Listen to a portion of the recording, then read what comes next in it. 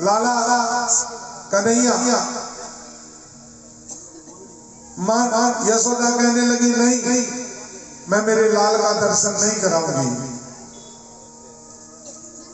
शंकर भगवान जैसे ही जाने लगे, कन्हैया रोने लगे।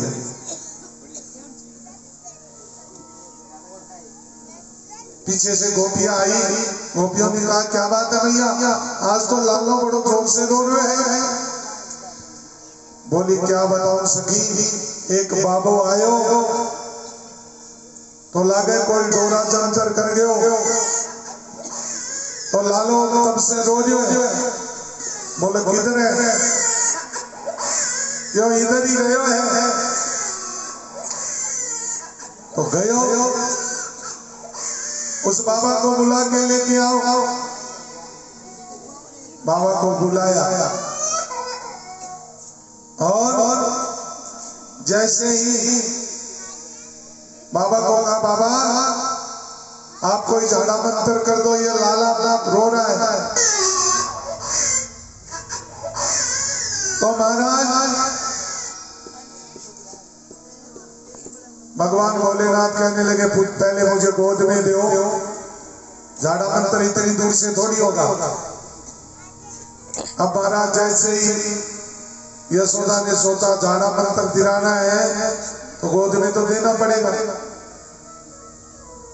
इसलिए जैसे ही कन्हैया को शंकर भगवान की गोद में दिया, लालो हंसने लगे। अब लाला रोई नहीं। मैया यशोदा ने कहा ठीक है हो गया, झाड़ा लाओ वापस दे दो लाला को। जैसे माँ के पास आए, लाला फिर रोने लगे। इस प्रकार से 3-4 बार हुआ।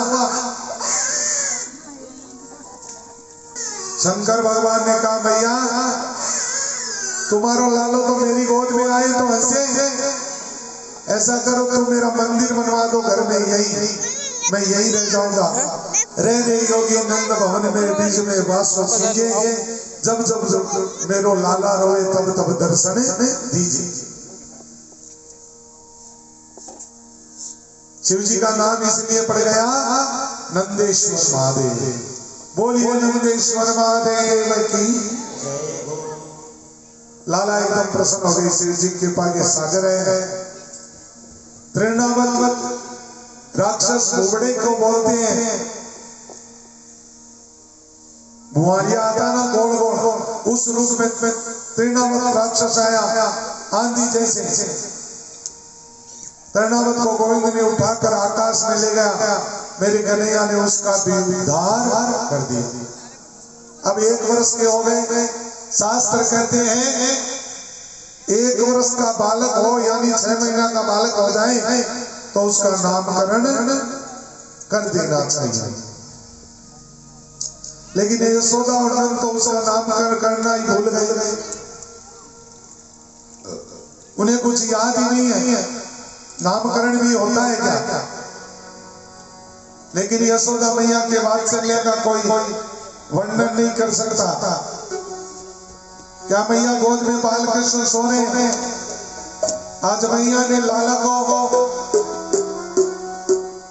बहुत श्रृंगार किए, बड़े सुंदर लाला की झांकी, लाला को पीतांबरी पहनाई, लाला के सुंदर घुंघराले केसों में मोतियों की माला बांधी, बीच में मोर पंख लगायो, आंखन में काजल लगायो, पलना में कृष्ण को सुनाने लगी। लेकिन आज कन्हैया सोए नहीं। मैया यशोदा लोरी गाए तो भी नहीं सो। धीरे धीरे लोरी गा के मैया सुला रही है। हे यशोदा तुम्हारे भाव का कौन वर्णन कर सकता है। सूरदास जी ने कहा है जिसने साक्षात ब्रह्मा को बालक बना लिया कौन उसका वर्णन कर सकता है। 1 वर्ष के हो गए, नामकरण नहीं हुआ। श्री वासुदेव जी के मन में थोड़ी चिंता है। एक पुत्र 2 वर्ष का हो गया, एक पुत्र 2 वर्ष पार कर गया, लेकिन अभी तक उनका कोई नामकरण नहीं हुआ। इसलिए श्री वासुदेव जी ने अपने कुल के आचार्य गर्गाचार्य से कहा आप गोकुल जाइए और दोनों पुत्रों का नामकरण करके आइए। लेकिन नंद जी से यह बात बिल्कुल विदित है नहीं है। हो सके छोटे वाला मेरा पुत्र है। गर्गाचार्य बोले आप निश्चित रहिए महाराज। गर्गाचार्य जी गोकुल में आए, नंद बाबा ने गर्गाचार्य जी को बहुत स्वागत किया। आओ महाराज, बड़ी कृपा की आपने। गर्गाचार्य जी बोले कहीं नामकरण करना, कहीं ब्याह करना, अपना तो यही काम है, यही जिंदगी है। नंद जी बोले चौकी याद दिलाई महाराज, मेरे घर में दो दो लाला है, अभी काऊ को नामकरण नहीं हो। गर्गाचार्य बोले मैं उनका नामकरण नहीं करा सकता। असल में बात यह नंद जी क्या मैं यदुवंशियों का आचार्य हूं। विशेष कर मैं वसुदेव जी के घर का पंडित हूं। और आपको शायद मालूम होगा कि कंस के मन में शंका बैठी है कि देवकी का 8वां बालक कन्या तो नहीं हो सकता। कंस सोचता है कहीं ऐसा तो नहीं कि वासुदेव जी ने अपना 8वां पुत्र गोकुल भेज दिया। अब यदि मैं आपके पुत्र का नामकरण करूंगा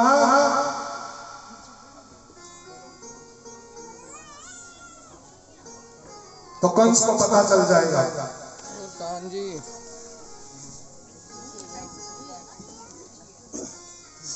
कंस कहेगा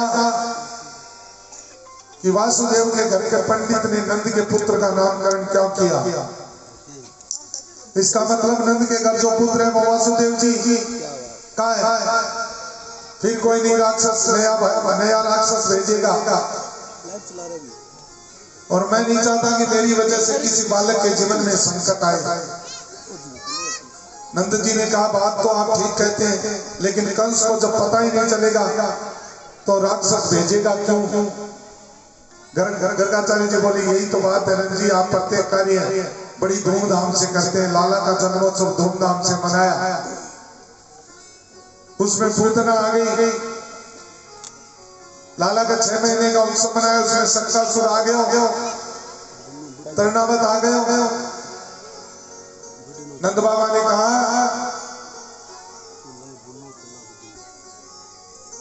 कि हम गौशाला में